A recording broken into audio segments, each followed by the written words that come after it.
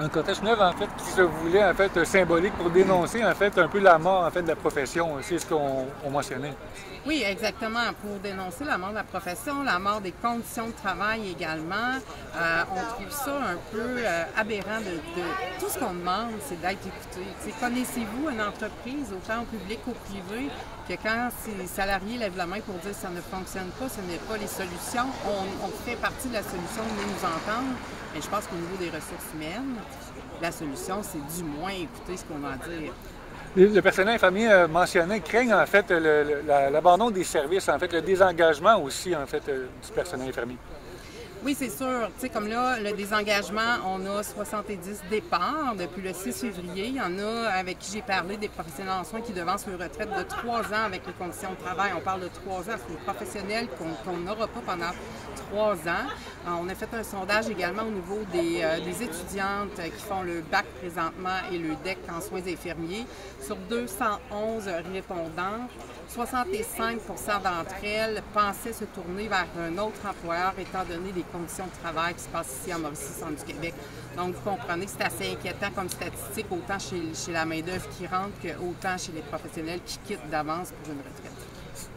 Je parlais avec une professionnelle tantôt qui est allée aussi loin que, selon elle, certaines des mesures qu'elle met en place le CIUS sont illégales. Est-ce que vous allez jusque-là?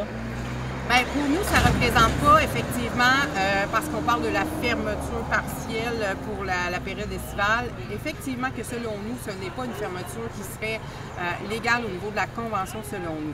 Parce que de un, on ne s'est pas encore entendu avec les modalités de l'employeur, parce qu'il nous a dit c'est catastrophique cet été. On n'a pas le choix de faire ça, de prendre des gens qui travaillent au CLSC avec les 0,5 ans à la vaccination et de les amener travailler en centre hospitalier. Quand on lui dit, bien OK, montrez-nous les horaires, c'est quoi les besoins que vous avez besoin, on nous dit, sont en confection les horaires.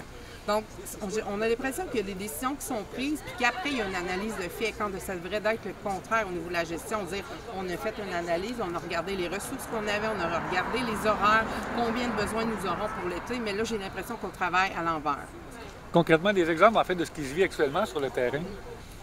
Oui, présentement, les fusions, pour ce qui est de Drummondville, le personnel commence les orientations de formation au mois de juin. Donc, c'est pas déployé encore dans le sens qu'il faut qu'ils forment ces gens-là pour aller travailler dans les CHSLD.